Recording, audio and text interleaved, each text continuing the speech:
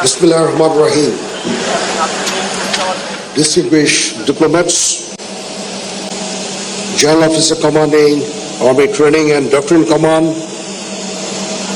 General Officer Commanding 24 Political Division or Area Commander Chattogram Area, Commandant BMA, General Bindo, ভদ্র মহিলা ও ভদ্র মহোদয়গণ, উপস্থিত সকল অফিসার, জেসিও এবং অন্যান্য পদবীর সৈনিকবৃন্দ এবং আমার প্রিয় অফিসার ক্যাডেটবৃন্দ, আসসালামু আলাইকুম। আজকে অফিসার ক্যাডেটদের কমিশন প্রাপ্তি উপলক্ষে আয়োজিত রাষ্ট্রপতি প্যারেডে উপস্থিত সকলকে জানাই আমার আন্তরিক অভিনন্দন। বক্তব্যের শুরুতেই আমি গভীর শ্রদ্ধা জানাই মহান মুক্তিযুদ্ধ, বাংলাদেশের সার্বভৌমত্ব রক্ষা এবং আন্তর্জাতিক অঙ্গনে শান্তি প্রতিষ্ঠায় শাহাদাত বরণকারী বীর সেনানীদের, যাদের সুমহান আত্মত্যাগ সবসময় আমাদের প্রেরণার উৎস হয়ে থাকবে।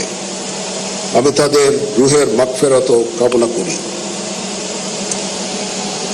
মাতৃভূমির স্বাধীনতা ও সার্বভৌমত্ব অক্ষুণ্ণ রাখার জন্য একটি দক্ষ, আধুনিক এবং দেশপ্রেমের চেতনায় উদ্বুদ্ধ সেনাবাহিনীর গুরুত্ব অপরিসীম।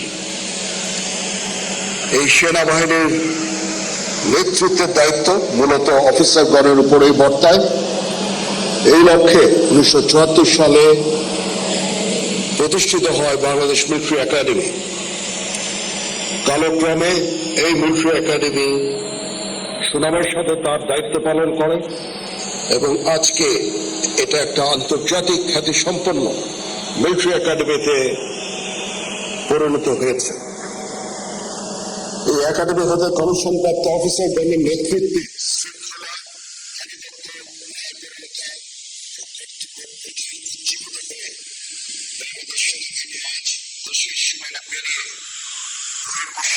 উল্লেখযোগ্য অবদান রেখে চলেছে। প্রিয় অফিসার ক্যাডেটবৃন্দ, আজকের দিনটা আমাদের সকলের জন্য অত্যন্ত আনন্দের, কারণ বিএমএতে দীর্ঘ 3 বছরের কঠোর পরিশ্রম শেষে আজকে তোমরা সেনাবাহিনীতে কমিশন পেতে যাচ্ছ। এই জন্য তোমাদের সকলকে জানাই আন্তরিক অভিবাদন।